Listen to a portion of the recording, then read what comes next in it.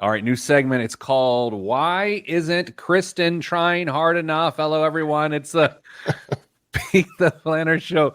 Kristen, why aren't you trying hard enough?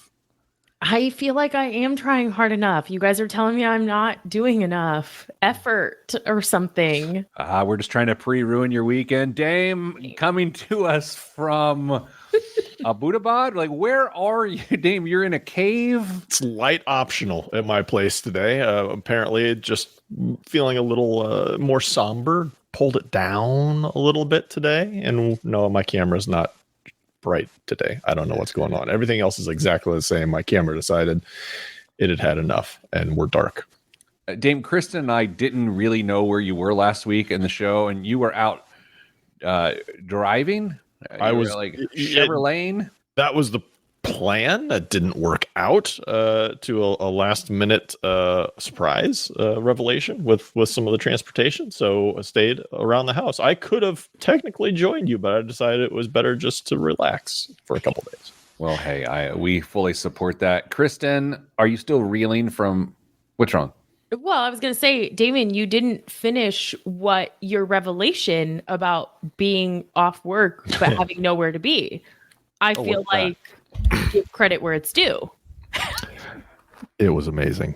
It was the first time I've ever done like a true just staycation type of thing. And frankly, it was 2 wonderful days. I've been missing out for a long time. I've been trying to. Okay, please don't do that. I've been trying to tell you that the best PTO is like 2 extra days just randomly.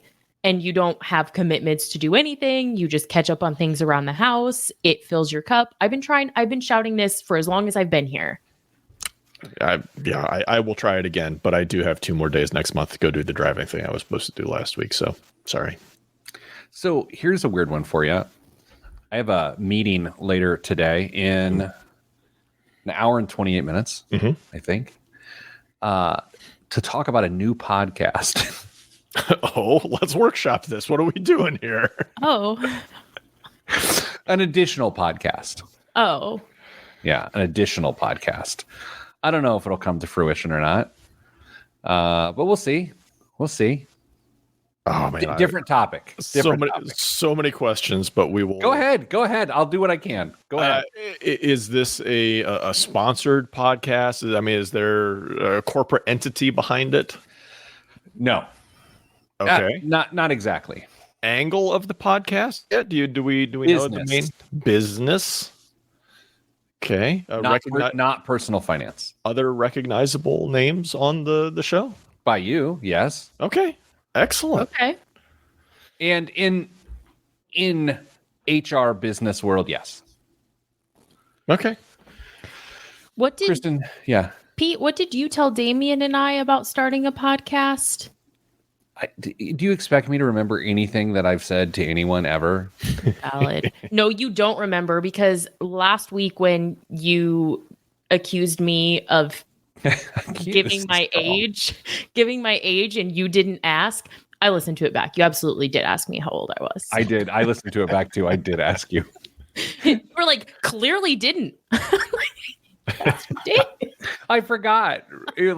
Forgot. Immediately. Forgot. Anyway, Kristen, you want me to switch your face off of this? Please, I would appreciate that very much. Okay. All right. Thank you. No one wants to look at Dame and I can tell you that. But you can't see me. Yeah.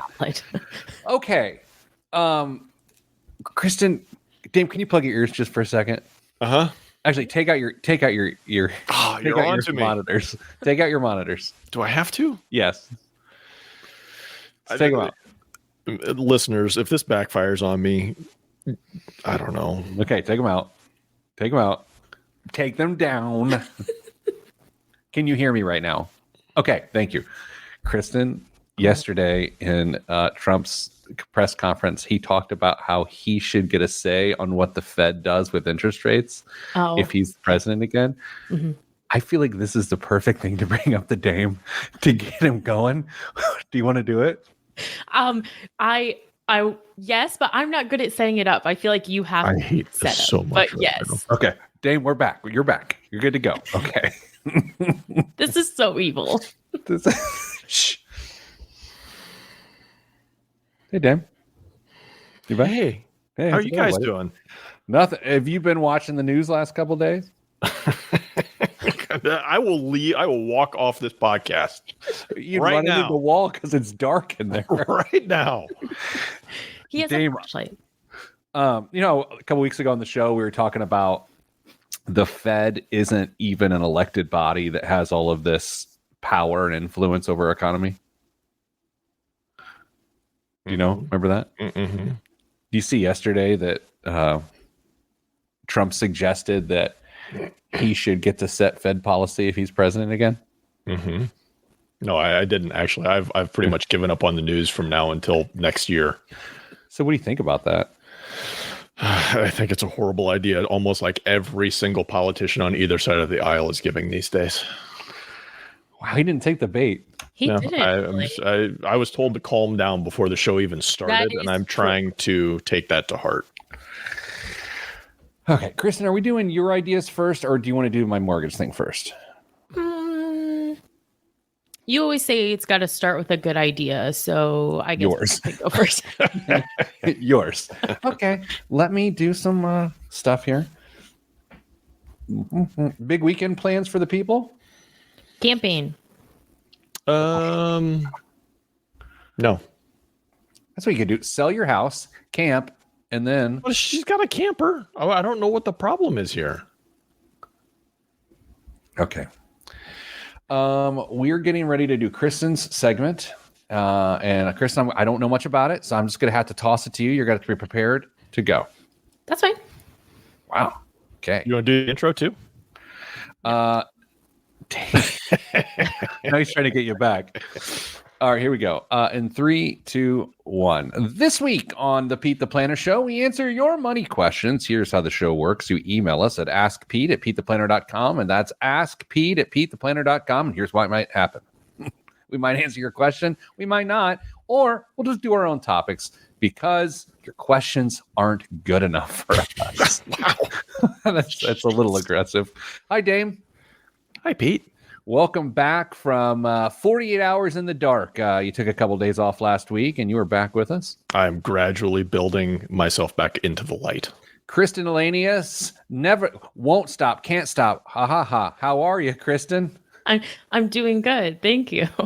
You're doing well and doing good.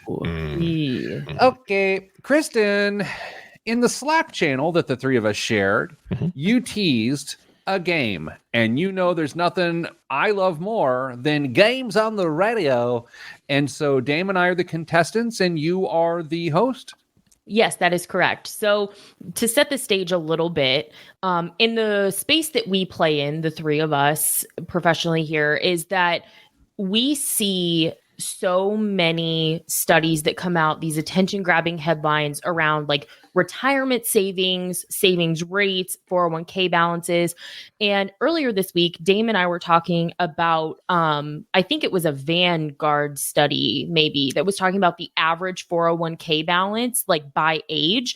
And Dame pointed out something to me that I don't think we talk about all that often, which is how that doesn't paint the whole picture. Damien, do you want to elaborate on that?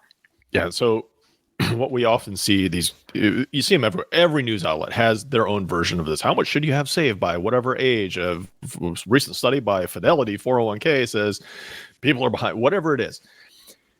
That doesn't, as Kristen said, take into account everything. Maybe you've got multiple 401ks because you've had multiple employers scattered over a number of different places. So your average balance may be low, but your aggregate balance may be right on track for what it's supposed to be. So when you see reports like these, take them with a grain of salt because there are other factors that go into the whole story. All right. Well, that is the setup. Kristen, what are we guessing? So we're actually going to guess a few different retirement stats that I don't feel like we see as often in headlines that might be a little surprising. So the first one is the percentage of participants. This is Fidelity's Q1 stats, by the way. This is their most recent report. Percentage of participants who received an employer contribution to their 401k. Ooh. What percentage do you think? can I ask a couple qualifying questions? This is via Fidelity 401ks? Yes. Yes. Okay.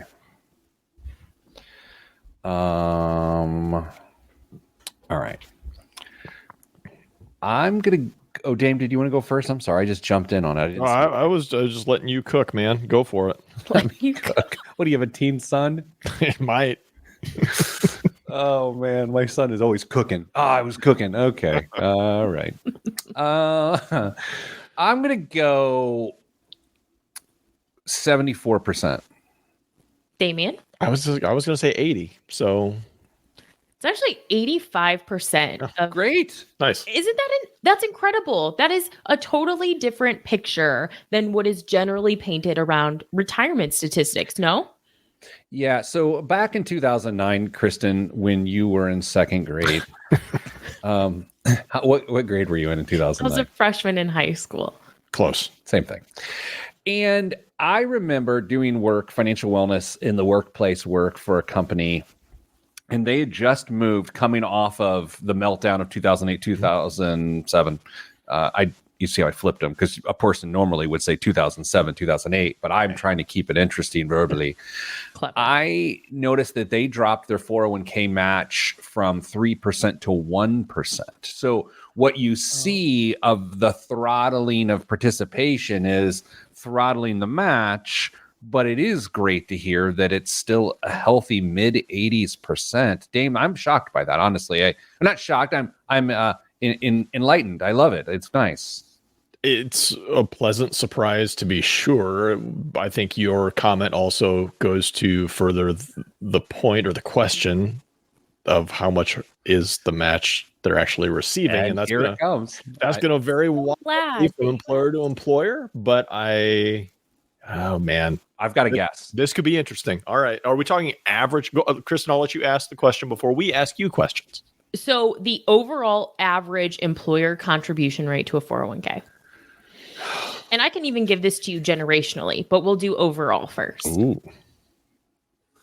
So, Dame, something you have to consider here is I would assume this makes you account for what a person puts in to activate the match. So it's a little bit more complicated than a dump in, because it requires people to put money in too.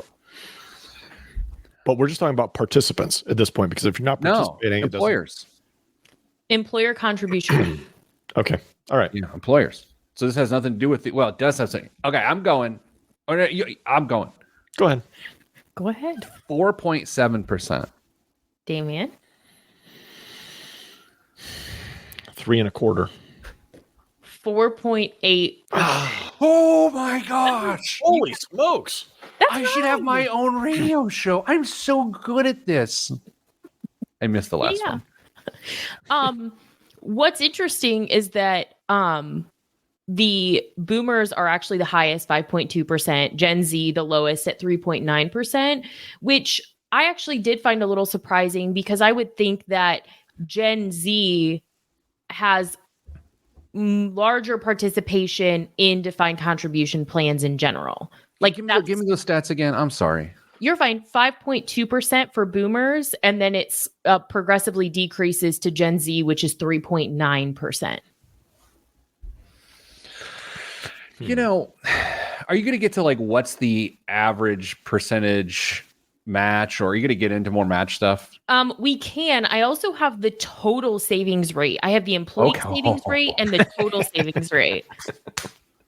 Can I pull up your money lines? Because I've got it right here. Yeah, sure. Is that okay to do that? It's all aggregated. It's not individualized. I know. I'm just trying. I'm thinking in real time here. Is it a bad idea to give? If we're not doing well as a group, feel free to inflate our numbers. Let me take a look here. Hold on. Let me take a look. Oh, I gotta log out. Okay, Kristen. So we're guessing the average. So let's do, because I gave you the employer contribution rate. So it's I can only give you one or the other. So let's just do total savings rate for 401ks. Okay. Overall, and then we can look at the generations. What it was 4 what for the employer? 4.8% for the employer. Okay. I have an idea. Yeah, I do too. I'll let you go, Dame. I've been going the whole time. 9.5.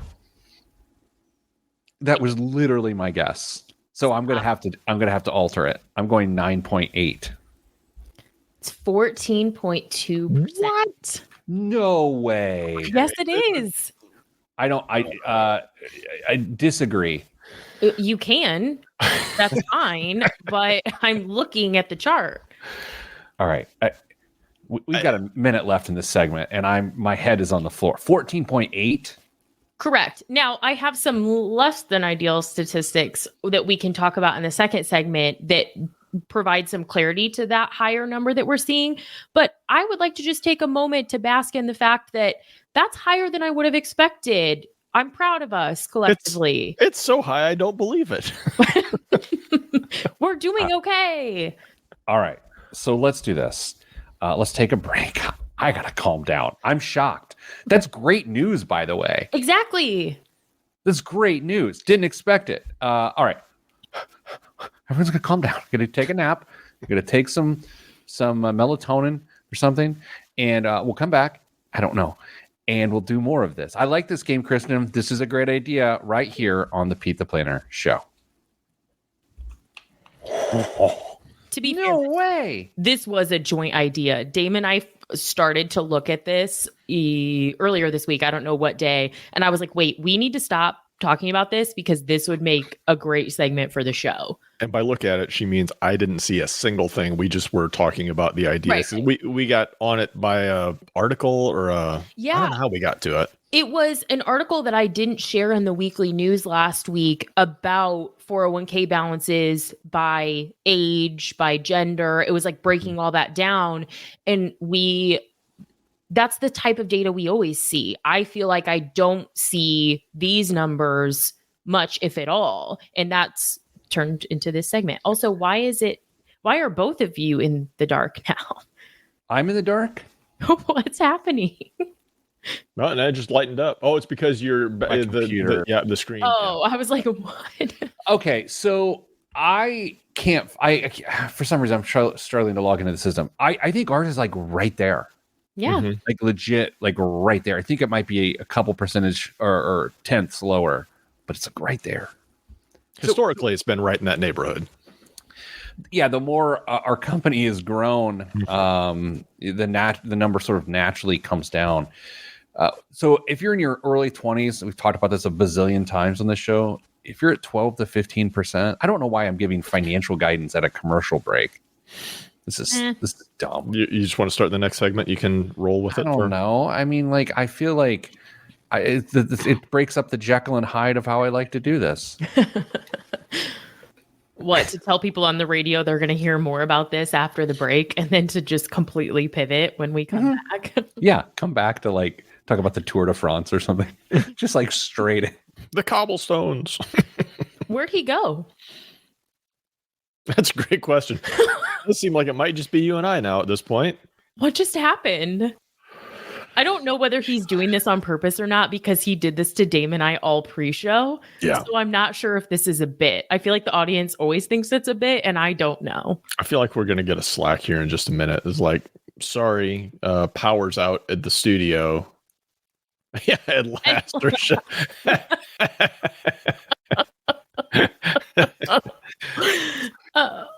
All right. Like, I don't know what to do. So we can't. We tap dance for a little bit. Back. What happened? I'm back. Well, you know how I was struggling to pull up like the stuff for our 401k, like my browser was struggling, so it like shut down. It was laboring, and so record through the browser. I'm back. Do you have a lot of tabs open? Because you're a little laggy, my man. And your audio kind of sucks. But I feel like it's the computer like warming up again, you know? All right, let's do this. We got time. There it is. Perfect. You're good. You're good. Back. Yeah, you're good. Okay, I was about to say I can just restart and have you guys entertain folks. That's what we were about to do anyway. So Dame said he was going to tap dance. tap dance. That's all right. I'm shutting down a bunch of stuff. My first time hosting a show. Mm-hmm, mm-hmm. You'll get the hang of it, Pete. Don't worry. Well, hopefully by the time I get to my new podcast. Yeah. Oh, your new pod is going to be the Pete the Planner Show Part 2? No, so the meeting's in an hour and 10 minutes now because time has passed. Uh-huh. I think the idea here is I'm not the host. Oh, I let the other. Are you my role? Are you playing my role in the? Or? Well, I mean, I can't play Kristen's role because Kristen's the real star. Yeah, but yeah, so I got to play your. I might be your role or. Yeah. Yeah. I don't know. I'll let you know if it happens. If it doesn't, it doesn't. We're going to record Fridays at 10 a.m. live, though. I do know that. So you can free up that calendar invite. Okay. That's literally going to be what happens someday. Peach is going to delete the calendar invite on like that'll be it. Morning. Yeah. Be like, see you never. I told you that's how the show will end. Is like it just like any star, they just won't air it, and then I'll just delete the calendar invite, and it's over. No fanfare, just it's over. Well, we have no fans, so how can you have fanfare? That's right. Yeah. Dame, are you doing a Diet Pepsi commercial? No, sorry. It was just yeah. Is that do that again because that sounded like a Diet Coke opening. Hold on. Ready? Yeah, didn't that time. Oh, it's the one I put it. Hold on. Nope. Hold on. I got to do it. I can't. Man, you're a real Michael Winslow. I can't get the two-stage snap on that. Facts. I listened to an amazing podcast this week. I mean, like a good one, not like ours. A really good one. It's called Hysterical, and it's by Wondery, the podcast network Wondery. No. It is about this strange medical condition that came over these high school girls in like 2012 in this small town in upstate New York. And then like what was actually going on. And it's so good. It is so good. There's like 7 episodes and it's scientific. It's sort of journalism. It's really good. So it's a documentary. But they produce it and they've got, like sounds in the background. And is it that kind of podcast where a good one? A little bit more immersive and produced. Yeah. They have pre-show prep. So in this podcast meeting I'm having in an hour and 8 minutes, we're going to talk about, are we going to have elements to the show? Like actual, and like a violin playing and a guy hitting like a tin can. Yeah. What? Kristen, what's the look on your face there? Well, it's just, why don't we get that? I'm not in charge of this thing. This is called Kristen and Co. Maybe some more effort, Dame. Am I right?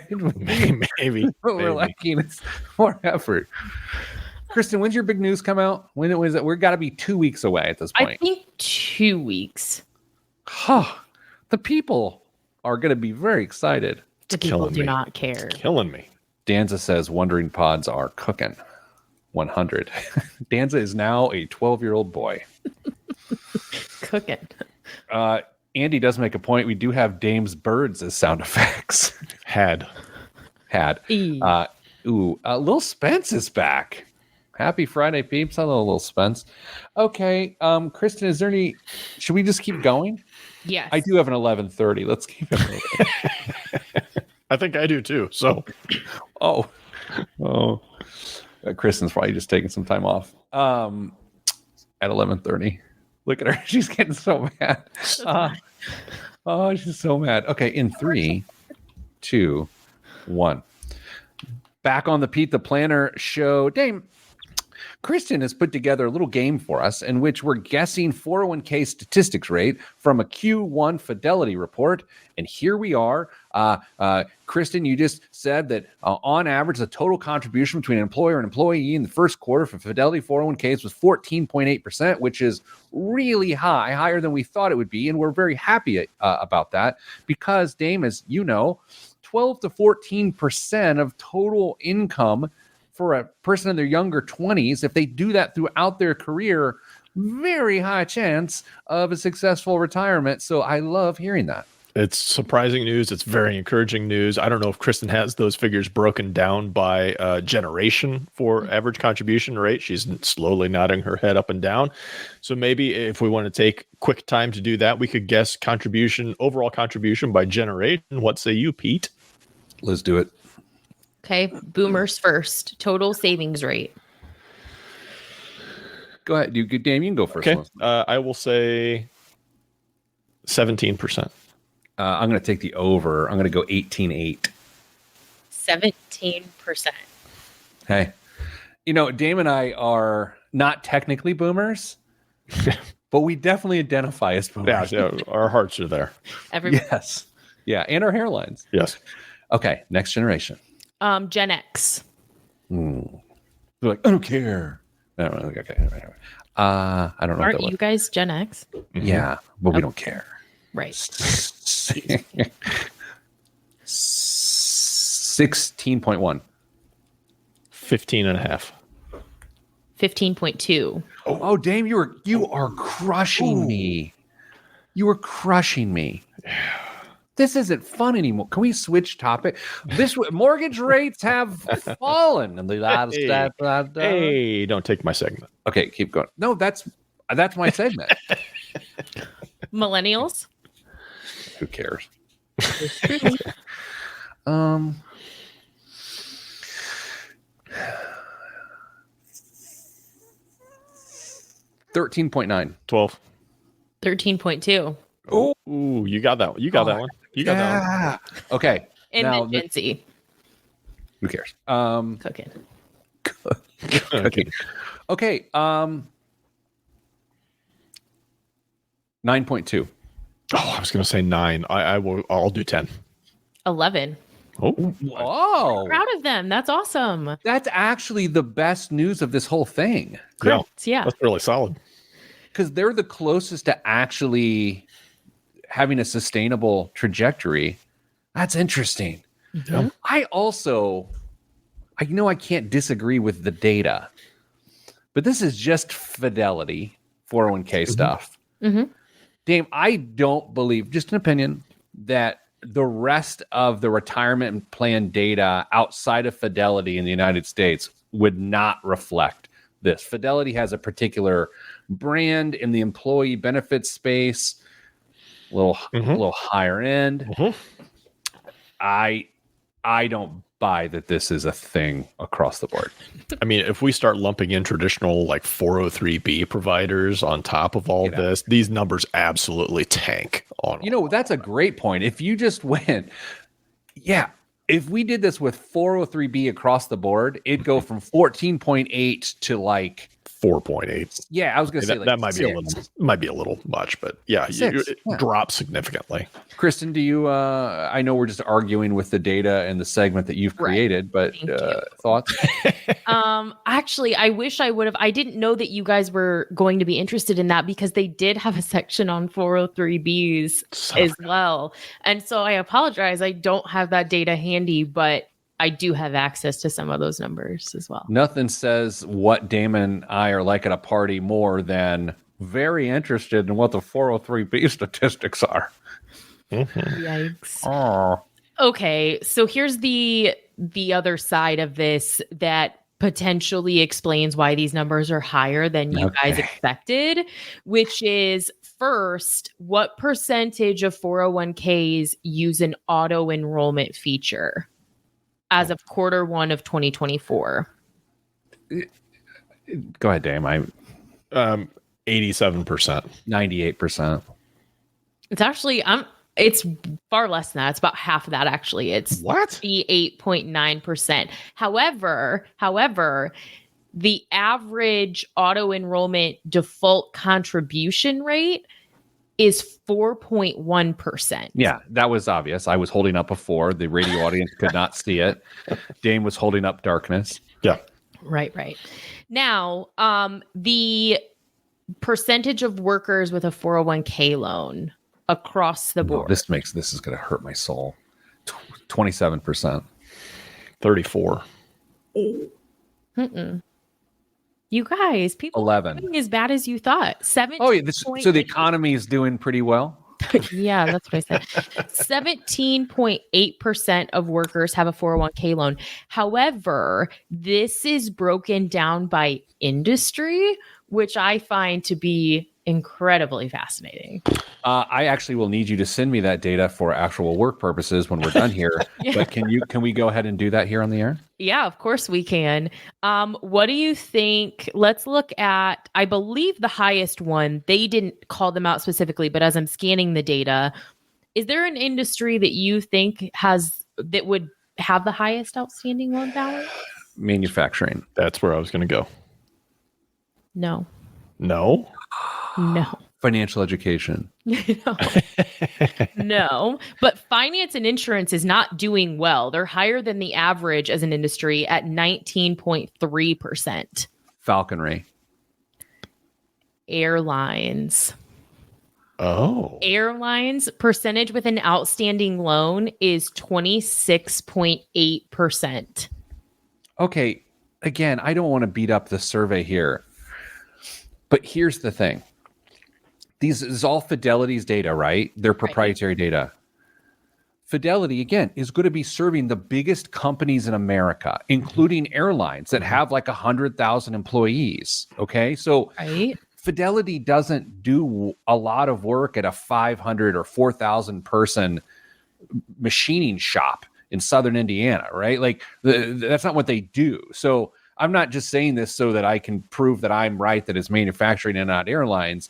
I just think by the nature of the Fidelity product, the data isn't skewed because the data is the data, but I don't think it really tells the national story. Dame, am I off here? I just can't wait until next week when we have to read an email from a Fidelity representative saying that's just not true. We represent companies of all sizes across the country.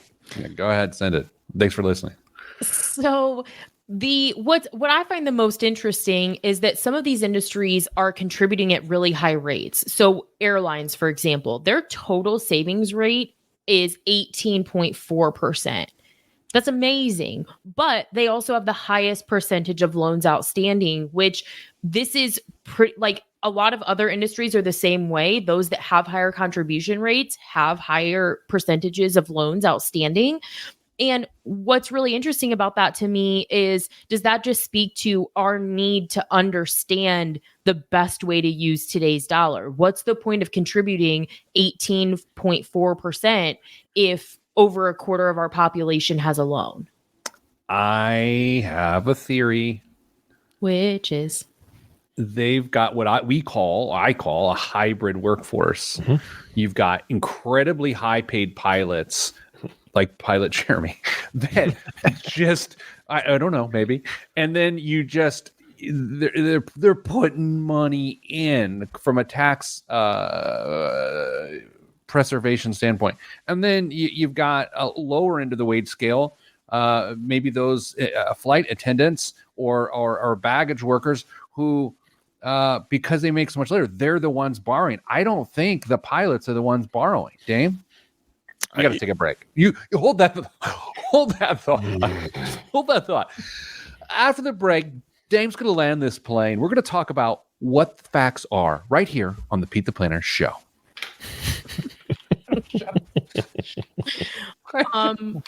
Not to do that to the radio listener again, but there is not enough for us to start a whole nother segment on this. No, I just want to get Dame's thought. Wrap it up. Then we'll go. Okay. See, Pete, I think while I sort of agree with you, isn't every industry like that where you have, I don't believe the wage difference are as massive for the number of people involved as they are at something like airlines. Interesting. Because pilots are making hundreds of thousands of dollars. Some. Well, yes. It obviously changes on seniority and plane type, role, and route. All right. Give me a major airline. Delta. Okay. Average pilot salary, Delta. Average pilot. This is coming from Glassdoor. Yeah. $157,000 to $239,000. Oh, wait, hold on. This is coming through AI now. $215,000 per year, which is 165% higher than the national average. Okay, so $215,000. Now, let's do average flight attendant salary for Delta, $67,000 a year, a quarter. Now, Dame, what are you doing? I just had a delivery of a vanilla Coke. It's delicious from a local place. And my Thomas was just out here. He handed it over. Can he come on? He already popped out. Sorry. I've not seen him forever. He just got a fresh cut yesterday. Come on. I love a great new haircut. Hold on. He has no interest in this. Bring him back. Thomas absolutely has interest in this. Really? Yeah. I mean, Oh, good. All right, I'm gonna baggage handler. Hold give me on. a second. Hold on. I'm making really Look up good. some regional airlines. 34 to 40,000 for a baggage handler. I stand like that's a massive difference. Send Thomas back out here. But also, This is happening in real time. but also a worker at a lower, because these are just of the people who are participating. So when we get to a lower income level, we often see reduced participation. So isn't that also going to skew the data? Not if there's auto enroll at 4%. That's fair. I know. I understand That's this. fair. I understand like two things. And the Chris, we've one been of them. waiting for you. And the opting out of auto enroll is so small. Yeah. Yes, that is absolutely true. I'll send you this study. It's fascinating to like look through the different industries. Like, Yes. TD on the air. Is he gonna you give him some headset? He can have Yes. just stick that in your left ear. You don't have to put it over, but you'll hear it. Hi. What's up, Hello. Thomas? How are you, buddy? Good. I haven't seen you forever. I guess forever is a couple years. Fair. Thomas, when does school start? Next week. All right. Are you excited? What grade are we doing? In a sixth grade? Yes. All right. Is that a new school or same school? Same one. Same one. So now you're the king of the school is what I'm hearing here. It's tough. They're all kind of blended together in one building. Oh, okay. No. Okay. Thomas, swim season. You feeling pretty good right now with swim season? Well, our swim season just ended, so we're about to start up our next one in maybe a couple weeks. Yeah, that's how it works, right? Anything else you want to say? I mean, you're on the air to people. It's just a Zoom call. This is like a radio show. Is there anything you want to say to the people? Hi. Well, By the way, do I have your consent to put you on the radio? Don't think you need it. Okay. Hey, have a good school year. Okay. Thank you. See you, buddy. Well, that was... Dude, he's so grown up. I know. You should see Lucy. Do I need He's so grown up. Yeah. All like, the little kids out of him. He's changing a lot quickly right now. Back very loud. Oh, I did or Pete did? You did. who's you? I'm sorry, Okay. Dame. Yeah. Wow, that was fun. Kristen, was that fun? Kristen, get one of your dogs up. They're sleeping. Yeah, Dame, you did come back louder. Did you crank it? No, I didn't do anything. I can let me just keep talking. I'll turn down just a little bit as All right, I'm there you go, right going. there. Good. Okay. Good. Yeah. Okay. No, What Blue is tired. She went to the vet yesterday. What a smorgasbord of fun today is. Mhm. Anyway, Thomas is the co-host of my new podcast, Surprise. In the End Zone with TD. Is what it's called. Okay. Actually, my podcast is about pets. It's about Kristen's dogs. Nope. Okay. In 3, 2, 1. Back on the Pete the Planner show, Dame, we were talking about the pay differences of people in the workplace and why I thought the airline industry is not necessarily representative of the rest of the population. You had some thoughts? I had thoughts because you told me. I had thoughts at that point, but I think you're right, because there is such a bifurcation in the wages of the employees there, whether you're talking execs or pilots or staff that have been there a long time to entry level positions and more manual labor type positions. It is a wide discrepancy between the top and the bottom, and I don't think there's probably a very robust middle in organizations like that. Fair. Well said. Kristen, Dame, lovely segment. One of my favorites of the year. Thank you. That was fun. Speaking of bad segments, y'all, I don't know if you I don't know why I did it. I don't know if you saw the news yesterday, but everywhere you look, people talking about mortgage rates falling aggressively. I think that's a relative term because they're falling from to like a it's like a year low or something like that, or even maybe a little more than that. But I would argue that people are probably rushing to refinance a little sooner than they should. So this segment is called, Are People Refinancing Sooner Than They Should? Oh. Nailed it. Dame, when you were not on the show last week, Kristen laughed at me twice. That's true. Really? Yeah, audibly. Kristen, I'm so proud of you. I'm not. Yeah. All right. So we're going to play a little game. I've got some charts from Freddie Mac. Okay. These some charts from Freddie Mac. And I'm gonna play some games here. Okay. In the last 3 years, what was the average within the last 3 years, going back to, let's say, August 5th of 2021. Okay. Along that 3-year period, some would call it 36 months. Mhm. What period of time, what day or month of that 36 months is the lowest interest rates? I'll start with Dame. Dame, what was the lowest average interest rates in the last 3 years? When was it within that last 36 months? I will say, can we give like a season, like spring of whatever? Yes. Yep. Okay. Let's go with spring of 22. Spring of 22. Okay. Tracking that answer. Got it. Christy? So that would have been just over 2 years ago. I think it's a little after that. I think that he was a little early on that. So you're going to say summer of 22. Yeah. Okay. What if I told you that the average rate was the lowest exactly 36 months ago in the August of 2021? I believe it. Yeah, I wouldn't be terribly surprised by that. Dame, what was the average 30-year mortgage rate on August 5th of 2021? 3 1/8. Okay, 3 The average? Yeah. Kristen? Mhm. I think that's too low then. So let's go 3.5. Are you guys sitting down?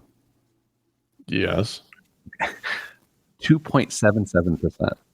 Wow. Okay. So, friends, when the headlines come out this week that the average 30-year mortgage has fallen to 6.4% from a high of, what was the high in this time frame, and when was the high in this time frame? Kristen, I'm going to start with what was the 30-year average high, and then you got to give me the number, and then you got to give me a month, and then Dane will do the same.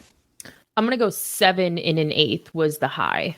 7. Now I got to convert fractions to decimals, and we don't have Thomas here, who's in middle school, who can easily do that. Isn't it 0.125? Yes. Yes. Okay, 7.125. Yes. And when? I believe that would have been, let's call that, I was going to say between 6 months and a year. So call that 9 months ago. Oh, Can you still hear me? We Correct. can still hear you, Dame. Yes. Dame's video just went. Okay, 9 months and a year to a year away? 9 months ago. So Okay. yeah, last December would Sure. that be? Yeah. Dame, somehow your lighting's gotten better. What? We can hear you fine, though. What's the percentage and when? I will go with 7.5. And what was the date you said, Kristen? I couldn't hear anything. December, I think. I will say June of this year.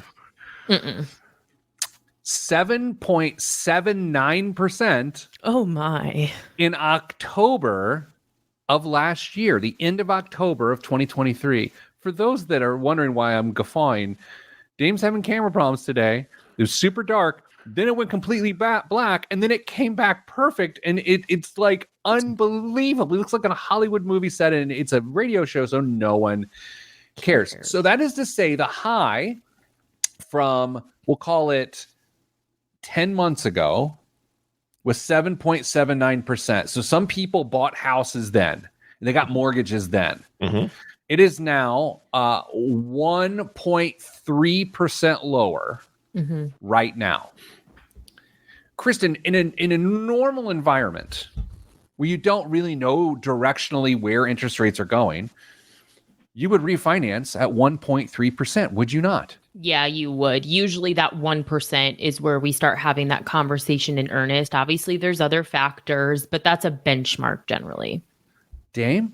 Especially if you got that 779 or higher, because maybe you had some credit issues going on at that point in time, and maybe they've kind of cleaned themselves up a little bit. Credit scores a little bit better. You qualify for a better rate. You might be looking at closer to 1.5% or more difference between what you actually got your mortgage for not that long ago to what you can get now. And that could be some significant savings if you can get that refinanced at a reasonable cost. I'm going to be serious for a moment, which is very difficult for me. So I want you to know I'm taking all the energy I have and putting it into the next few words. Several years ago, I made a financial decision related to my mortgage that changed my financial life forever. Okay. I had a 30-year mortgage that was relatively high. There was a change in interest rate. And instead of refinancing to a 30-year mortgage, I refinanced to a 15-year mortgage because the rate fall was so intense that it made it go down up like $100 a month instead of trying to save like $700 a month on a 30-year mortgage payment. Right now, 15-year mortgage payments on average, or not payments, rates, 5.63%, which is over 2 points less than what this 30-year mortgage was in October. This does not work for everyone. It just doesn't. Kristen, in fact, is making a face. Kristen, tell me what your face is saying. Well, the thing is, you also have to take into consideration where we think we are in the interest rate environment longer term, because Absolutely. If we're in a decreasing interest rate environment, you don't want to refinance, especially if your break even on that refinance is like 3 years, because the hope and the signals are that interest rates are headed down. It might be too soon, even if it makes sense now. I agree. You've said it on this show. I've stolen it, and I think you got it from Stacy. You marry the house, you date the rate. Ew. I didn't say that. Someone said it. You have absolutely said that. Find the footage. It doesn't exist. All right. My boss just told me to spend time combing through footage. Find it. Hey, Kristen, this sounds aggressive. You're a liar. You said that on the show. I have not said that. You've absolutely said it. I have either made fun of people who've said that or said you should not do that, but I cannot wait till I find it. Oh my gosh. Thank God for AI. Let's all calm down. Coming up after the break. Should you marry the house, date the rate? We'll ask Kristen. All that's next right here on the Pete the Planner Show. I'm Pete the Planner. 100% you've said it on. Guarantee it. Find it. You guys are confusing the fact that I say that I don't think that interest rates should impact whether you can objectively afford a house or not, and a saying that you've heard on TikTok and other socials. I have never said that. You won't find it. Wait, so you're saying you've said it, but you've quoted someone else? No. Okay. Pause. But I've said that I was quoting someone else. Like, I saw this on social media and beware of this. Those words might have come out of my mouth, but not in support of saying them. So here's the thing, Pete. If we took the time to find where she said that and then showed it to her and the rest of the audience at the same time, we would still lose by doing that. Dave, are you in are solar flares in the area? Now your mic is cutting out. Your mic was cutting out last segment. Your mic was cutting out in the last segment. My mic's? Yes. What is going on? I don't know. Okay, let's just finish the show so I can get to a different podcast. I hope they have better technology. Well, now I got to reset my thing. It's fine now. It was only for like, there was a little bit right before you asked me about whether someone should ultimately refinance that Dave and I were both kind of looking at each other like, are you hearing that? Because I'm hearing that. This camera, by the way, is the onboard camera from my laptop. That's not the good camera. The onboard? I don't know. What are you, an Indy car? Yes. All right. In 3, 2, 1. This week's biggest waste of money of the week right here on the Pete the Planner show is Dolce & Gabbana's Fefe. Dolce & Gabbana's Fefe Fragrance Mist is the brand's debut for dogs. It draws its inspiration from the unwavering love for Domenico Dolce's loyal companion Fefe. This gentle and delicate scent is crafted for a playful beauty routine. This inaugural alcohol-free fragrance mist is tailored specifically for dogs. It's an olfactory masterpiece featuring the cocooning and warm notes of ylang, that's Y-L-A-N-G, ylang, the clean and enveloping touch of musk, not elan, and the woody, creamy undertones of sandalwood.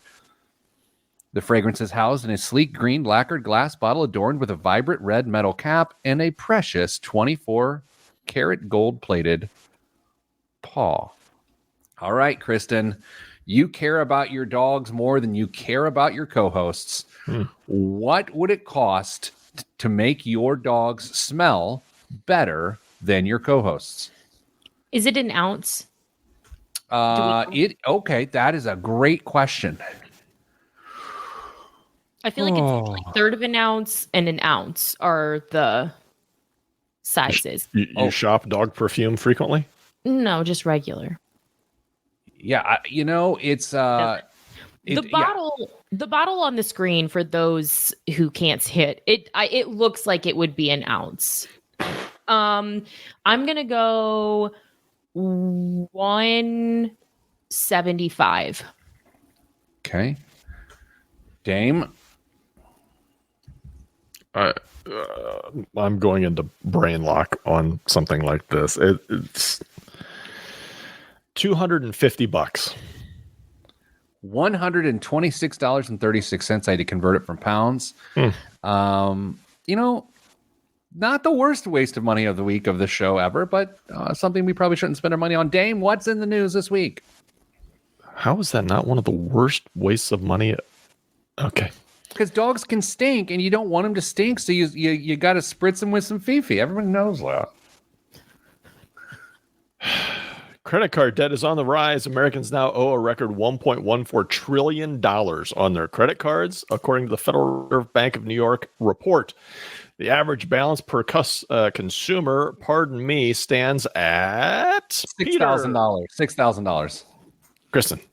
$6,800. $63.29, up 4.8% year over year, according to a separate quarterly industry report from TransUnion. Credit card delinquency rates are also higher across the board. Roughly, Peter. Are you looking what sort of metric? Percentage point or days? Over the last year, roughly this percent of credit card balances transitioned into delinquency. 37%. 18. 9.1% of credit card balances transitioned. I'm a pessimist. Everyone knows this. Here's a great quote. Borrowers with revolving debt, quote, are maxing out their credit cards, said Michelle Ranieri, vice president of head of U.S. research and consulting at TransUnion. Quote, that's usually a pretty good indicator that people are stretched. Wow. Man, Jiminy Christmas. That's who my new podcast is with. It's Michelle Ranieri. Yeah, it's called the Ms. Obvious Show. So I'm the co-host. That'll be great. I can't wait to hear you talk about cars and stuff like that. It'll be wonderful. Yes, exactly. Yes.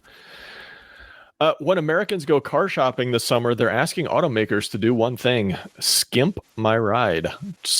Sales of smaller vehicles that are cheaper than their beefier counterparts are on the rise this year, according to Cox Automotive data. Fed up with skyrocketing car prices, people are choosing more affordable options and shunning SUVs and pickup trucks that have long dominated the market. Overall sales growth is at 2% for the year, and yet Compact car sales are up 18%. Compact SUV sales are up 12%. Meanwhile, sorry, go ahead, Kristen. Time out. I have a question. Sorry. What's a compact SUV? It's something small like the Chevy Trax. The Chevy So, like, Trax. I call him a cute ute, right? It's Yeah. Very small. that's what I call him. Interesting. I'm sorry. Go ahead, please. Meanwhile, sales of pickup trucks that appear during every commercial break on NFL Sundays have declined by 4%. So here's the thing. Interest rates were so high. I think this is just explained via interest rates. Mm-hmm. Right? Yeah. I mean, like you buy a $50,000, $80,000 pickup truck at an 8% interest rate. That's a spicy meatball. Average cost of pickup trucks is now above $60,000 in the U.S. I don't care for that. Kristen, if I assume you've driven a pickup truck. Once or twice. Yeah. Okay. Dame, I know you've driven a pick 'em up truck. Uh-huh. I cannot fathom my primary vehicle being a pickup truck as a suburban dweller. Yet, in the burbs of which I live, there are a lot of pickup trucks with nothing in the back of them. Mm-hmm. What's the appeal? What am I missing? Is it like a toughness that I don't have? They are very comfortable, great view of the road, and a lot of people with very large incomes can have some tax advantages for going for big, heavy vehicles. Wow, that was one of the best answers this show has ever held. Honestly. What else is in the news? Millions of nurses' visits to Medicare recipients' homes aren't to treat people, but to make money for insurance companies. Some private Medicare Advantage insurers push nurses to run screening tests and add unusual diagnoses that entitle the companies to extra money, a Wall Street Journal investigation found. The roughly hour-long stops turned into $1,818 more per visit on average from 2018 to 2021, about $15 billion in total. Many insurer-driven diagnoses were wrong or highly questionable. Private insurers denied using inaccurate diagnoses to jack up their payments because, of course, they would. The Medicare Payment Advisory Commission, a nonpartisan agency that advises Congress, recommended not using home visit diagnoses towards extra payments, and the overseeing Inspector General advised reconsidering using these diagnoses as well. The Centers for Medicare and Medicaid Services said the agency recently increased its diagnosis audits and is making some diagnoses ineligible for extra payments. I have such mixed feelings, right? Because Chris, like you want to figure out if there's something else wrong with someone, right? Sure. Or but if it's like a revenue producing strategy, that's a little, man, it feels like a mechanic or a vet. That's awkward. What do you vets that listen to the show? I have no problem with vets. Vets are great. And I mean, I don't mean veterans. I mean, but I do feel good about veterans and veterinarians.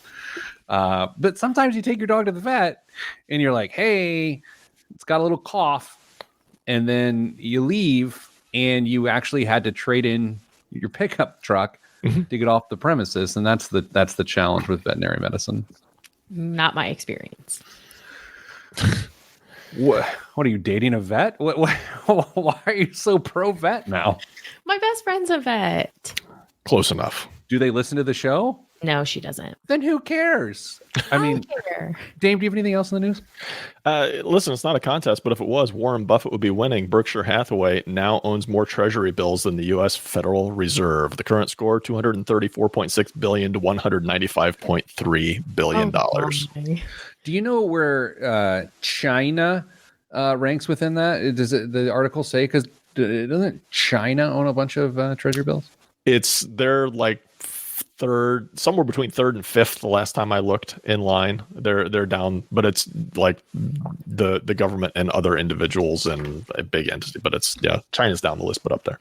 Kristen, you know how I know Dame and I are good friends is that he occasionally looks at who owns the most T-bills. The last time he looked, China was pretty high on the list. Like that's how I know. It was a couple years, I mean, at least a year ago. You guys are so fun.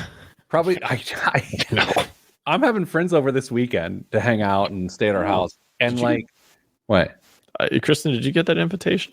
No, friends, like people who tolerate me off work hours. We're paid to be here.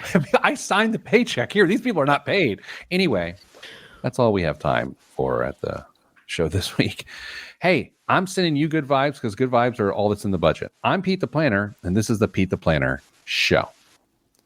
You guys, I didn't want to talk about it on the air, but I have something I want to talk about. Well, you've got 30 minutes to your next meeting. That's true. I got to prep for it too. I like to be prepared anytime I'm involved with radio stuff.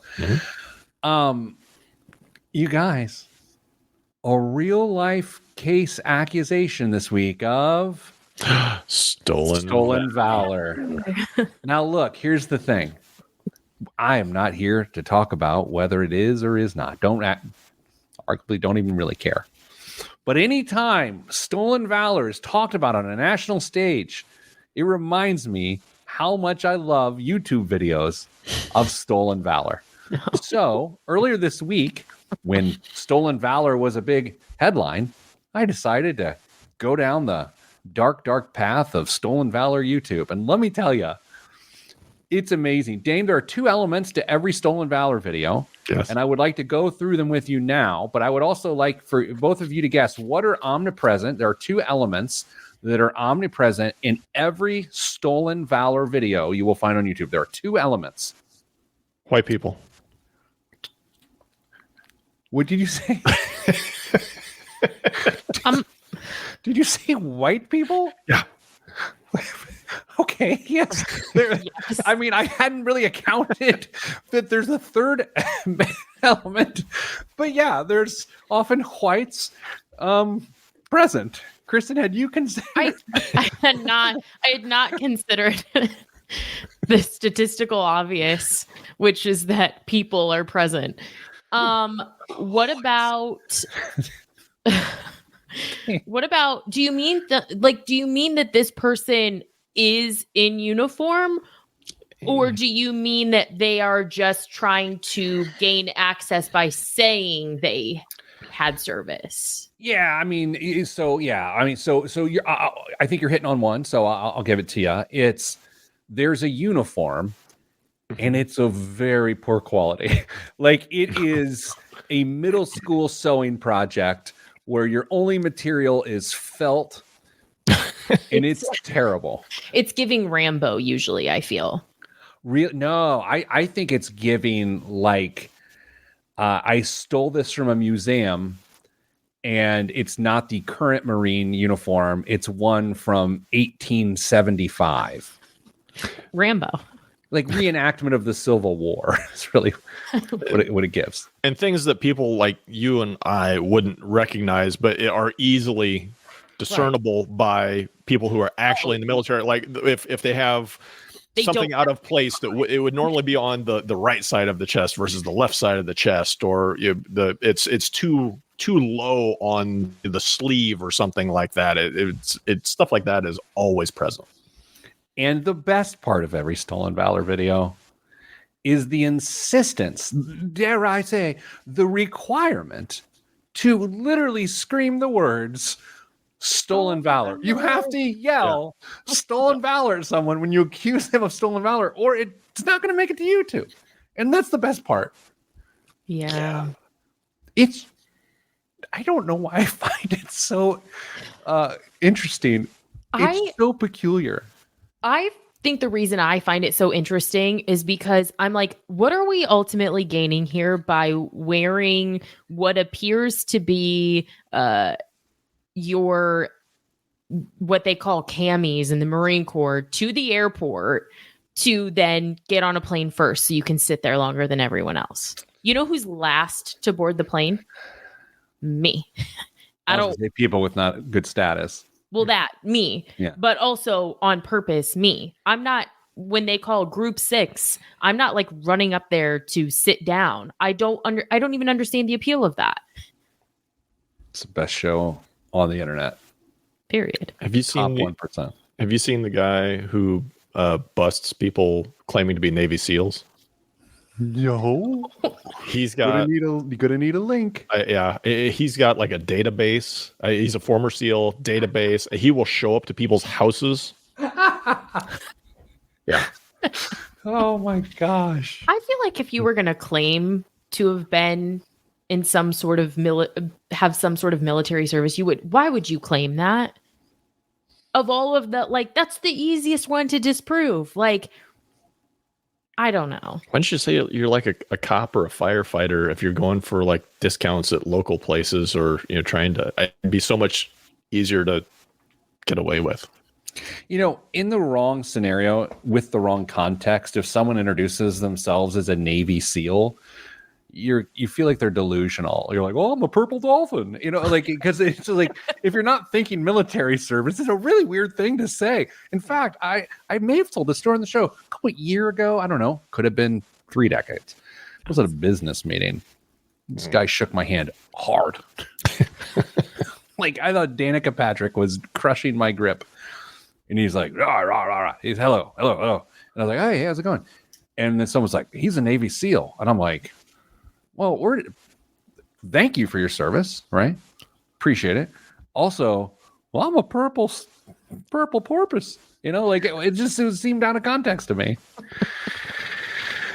All right, let's go. I think you're 1 second. I think you are missing a bigger part of the story. Danica Patrick is crushing your hand. Well, she's got one of the famously world's most famous handshakes. Oh, really? I've never heard that. Really? Yeah. I thought it was something people knew. Danica Patrick has one of the world's firmest handshakes. A former IndyCar driver. She's, I believe, a commentator now in the motorsports world. Mm-hmm. She will break your hand. Interesting. I have shaken her hand, and it nearly broke my hand.